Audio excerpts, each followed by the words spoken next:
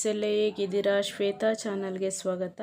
ಇವತ್ತು ಸೂಪರ್ ಆಗಿರೋ ಚಿಕನ್ ಸಾಂಬಾರು ಮಾಡ್ತಾ ಇದ್ದೀನಿ. ಚಿಕನ್ ಸಾಂಬಾರು ಅಂದರೆ ಯಾರಿಗೆ ಇಷ್ಟ ಆಗಲ್ಲ ಹೇಳಿ? ದೊಡ್ಡವರಿಂದ ಚಿಕ್ಕವರವರೆಗೂ ಇಷ್ಟ ಆಗುವಂಥ ರೆಸಿಪಿ ಅಂತಲೂ ಸಹ ಹೇಳ್ಬೋದು. ತುಂಬ ರುಚಿಯಾಗಿ ತುಂಬ ಟೇಸ್ಟಿಯಾಗಿ ಚಿಕನ್ ಸಾಂಬಾರು ಮಾಡ್ತಾಯಿದ್ದೀನಿ ಫ್ರೆಂಡ್ಸ್. ಖಂಡಿತವಾಗ್ಲೂ ನಿಮ್ಮನೆಯಲ್ಲೂ ಈ ರೆಸಿಪಿನ ಟ್ರೈ ಮಾಡಿ, ಖಂಡಿತವಾಗ್ಲೂ ಚೆನ್ನಾಗಿರುತ್ತೆ. ನಾನು ಹಾಕೋ ಮೆಜರ್ಮೆಂಟಲ್ಲಿ ನಿಮ್ಮನೆಯಲ್ಲೂ ಹಾಕಿ ಮಾಡಿದರೆ ತುಂಬ ಟೇಸ್ಟಿಯಾಗಿ ತುಂಬಾ ಚೆನ್ನಾಗಿರುತ್ತೆ.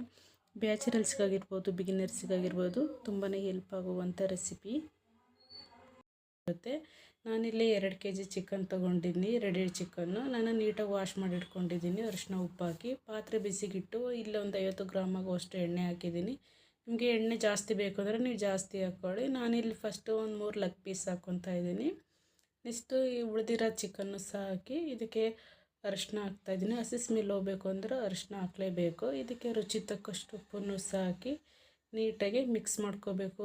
ನಿಮಗೆ ಇದಕ್ಕೂ ಒಂದು ಸ್ಪೂನ್ ಖಾರದ ಪುಡಿನೂ ಸಹ ಹಾಕಿ ಮಿಕ್ಸ್ ಮಾಡಿಕೊಂಡ್ರೆ ಇನ್ನೂ ಚೆನ್ನಾಗಿರುತ್ತೆ. ನಾನು ಹಾಗೇ ಮಿಕ್ಸ್ ಮಾಡ್ಕೊತಾ ಇದ್ದೀನಿ. ಈಗ ಮಸಾಲೆ ರೆಡಿ ಮಾಡ್ಕೊಳ್ಳೋಣ.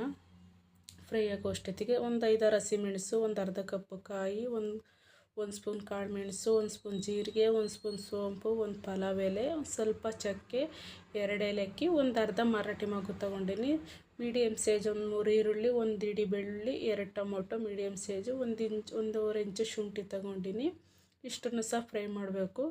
ಖಾರಕ್ಕೆ ಅನುಗುಣವಾಗಿ ಖಾರದ ಪುಡಿ, ಧನಿಯಾ ಪುಡಿ, ಸ್ವಲ್ಪ ಅರಿಶಿನ ಪುಡಿ, ಒಂದು ಕಟ್ಟು ಕೊತ್ತಂಬರಿ ಸೊಪ್ಪು, ಒಂದು ಕಟ್ಟು ಪುದೀನ ವಾಶ್ ಮಾಡಿಟ್ಕೊಂಡಿದ್ದೀನಿ. ಅಷ್ಟನ್ನು ಸಹ ಫ್ರೈ ಮಾಡಿದ್ದಾಗಿದೆ. ಈಗ ಚಿಕನ್ನು ಸಹ ಈಗ ಫ್ರೈ ಆಗಿದೆ. ಈಗ ಇಷ್ಟ ಆದರೆ ಸಾಕು, ಎಣ್ಣೆ ಎಲ್ಲ ಬಿಡ್ತಾಯಿದೆ. ರುಬ್ಬಿರೋ ಮಸಾಲನೂ ಸಹ ಹಾಕ್ತಾಯಿದ್ದೀನಿ. ತುಂಬ ಚೆನ್ನಾಗಾಗುತ್ತೆ ಫ್ರೆಂಡ್ಸ್. ಖಂಡಿತವಾಗ್ಲೂ ಈ ರೆಸಿಪಿನ ನಿಮ್ಮ ಮನೆಯಲ್ಲೂ ಟ್ರೈ ಮಾಡಿ. ಹೇಗೆ ಬಂದಿದೆ ಅಂಥೇಳಿ ಕಮೆಂಟ್ ಮೂಲಕ ನಿಮ್ಮ ಅಭಿಪ್ರಾಯ ತಿಳಿಸಿ. ತುಂಬ ರುಚಿಯಾಗಿ ತುಂಬಾ ಚೆನ್ನಾಗಿರುತ್ತೆ.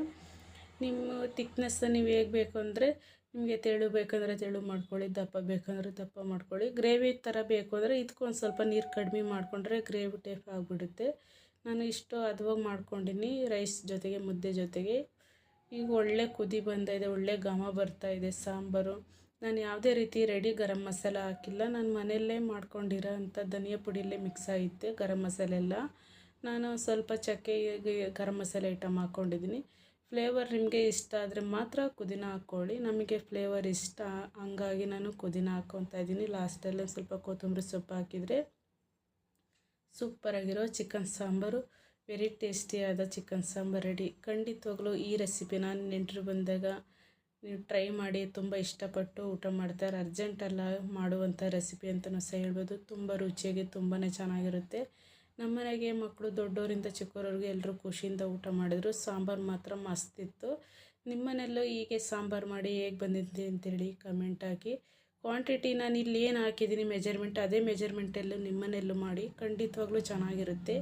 ಮುದ್ದೆ ಜೊತೆಗೆ, ರೈಸ್ ಜೊತೆಗೆ ಒಳ್ಳೆ ಕಾಂಬಿನೇಷನು ಅಂತ ಹೇಳ್ಬೋದು. ನೀರು ದೋಸೆಗಂತೂ ತುಂಬಾ ಟೇಸ್ಟಿಯಾಗಿ ತುಂಬಾ ಚೆನ್ನಾಗಿರುತ್ತೆ. ಖಂಡಿತವಾಗ್ಲೂ ಈ ರೆಸಿಪಿನ ಟ್ರೈ ಮಾಡಿ. ಈ ರೆಸಿಪಿ ಇಷ್ಟ ಆಯಿತು ಅಂದರೆ ಲೈಕ್ ಮಾಡಿ, ಶೇರ್ ಮಾಡಿ, ಸಬ್ಸ್ಕ್ರೈಬ್ ಆಗಿ. Thank you.